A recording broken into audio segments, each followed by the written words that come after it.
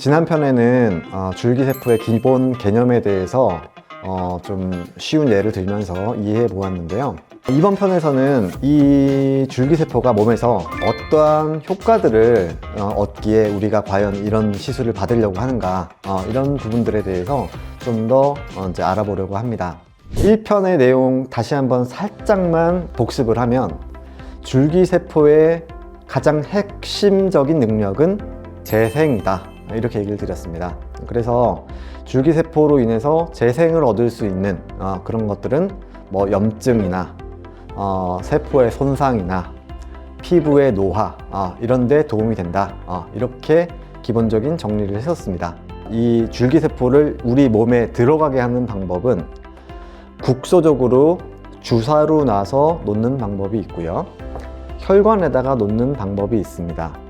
혈관에다 놓는 방법은 아무래도 전신적인 건강과 뭐 면역력 또는 뭐 피로감, 이런 것들을 전반적으로 개선시킨다고 볼 수가 있습니다. 노화나 이런 쪽으로는 아무래도 부위가 좀 정해져 있잖아요. 물론 노화는 다 일어나지만 우리가 뭐 팔에 있는 피부 노화, 뭐 배에 있는 피부 노화, 이것까지를 신경 쓰기에는 좀 너무 과하니까 제일 많이 신경을 쓰는 얼굴 피부 조직, 이런 쪽의 노화가 가장 신경이 쓰이죠. 그래서 얼굴 쪽에는 좀 더 직접 접근할 수 있는 방법으로 주사를 이용해서 직접 줄기세포를 피부 조직 내로 주입해 주는 방법을 쓰고 있습니다. 이게 그냥 피를 뺐다가 넣는 게 아닌가? 이렇게 생각하실 수도 있지만, 줄기세포 시술은 그냥 수혈하는 것과는 완전히 다릅니다. 이거는 피를 뽑아다 넣는 게 아니라 치료예요. 치료이기 때문에 치료 효과를 유발할 수 있는 농도 이상으로 농축을 하지 않으면 아무런 의미가 없기 때문에 저희가 이렇게 그 줄기세포를 만들기 위해서 특별하게 허가된 기계를 이용을 하고 있습니다. 그리고 수혈할 때 물론 줄기세포도 들어가지만 그것과 동반되어 있는 여러 가지 면역과 관련되어 있는 그런 성분들이 수혈 시에 같이 들어가게 됩니다. 그래서 면역력도 좋아지고 전신적인 컨디션 회복에도 도움이 더 되는 면이 있습니다. 그러면 줄기세포 치료를 하면 영구적인가요? 이런 질문도 많이 하십니다.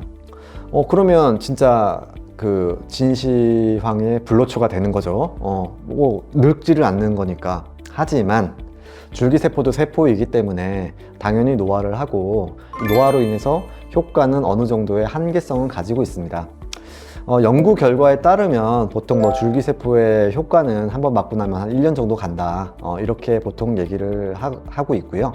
효과가 나타나는 시기는 주사로 맞느냐, 피부에 시술하느냐, 이런 거에 따라서 약간씩의 차이는 있는데, 보통은 한 2주 정도 전후에서 한 달 사이, 이런 정도의 기간에 보통 효과가 나타난다라고 얘기를 하고 있습니다. 이 농축된 거를 맞는 거는 양이 얼마 되지 않지만, 이 농축된 줄기세포 액체를 만들기 위해서 좀 많은 양의 혈액을 뽑아야 됩니다. 그렇기 때문에 하루 이틀 정도는 조금 컨디션 저하 있을 수 있습니다만, 한 하루 이틀 지나서 3, 4일 정도부터는 정상 컨디션으로 돌아오시면서 효과가 이제 아까 말한 대로 1주, 2주, 3주 이렇게 거쳐가면서 전반적으로 피부 톤도 좋아지고 신체 컨디션도 좋아지고, 이런 효과들을 보신다, 이렇게 경험들을 얘기해 주고 계십니다.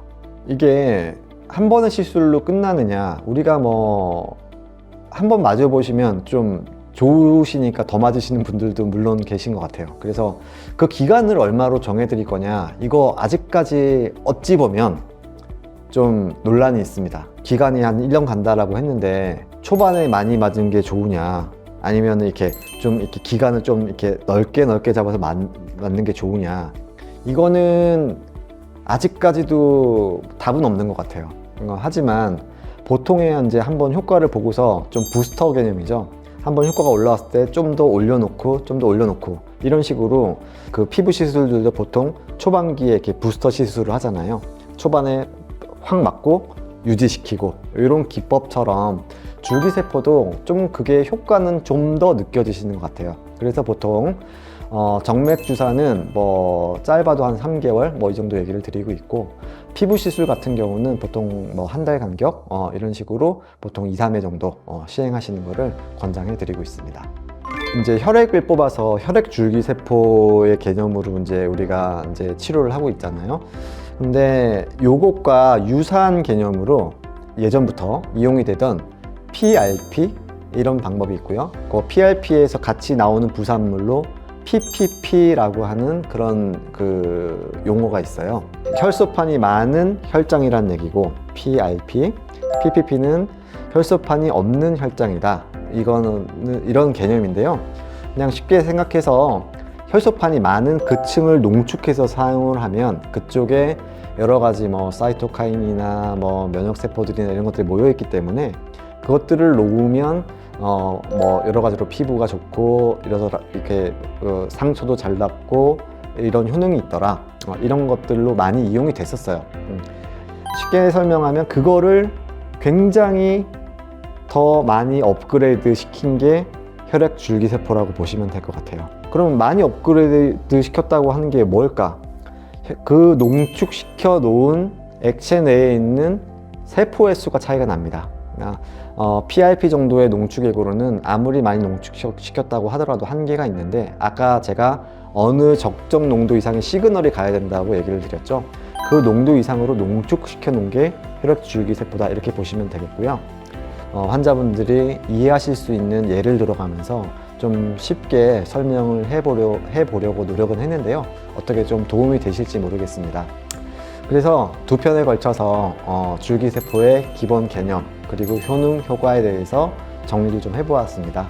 나중에 앞으로 좀 더 뭐 수술과 관련된 내용들, 성형외과에서 수술과 병행하는 경우들도 많거든요. 그래서 그런 병행하는 실전적인 내용들, 이런 것들은 또 다음 편에 준비해서 여러분께 찾아뵙도록 하겠습니다. 이상 오브제 성형외과 신종인 원장이었습니다. 감사합니다.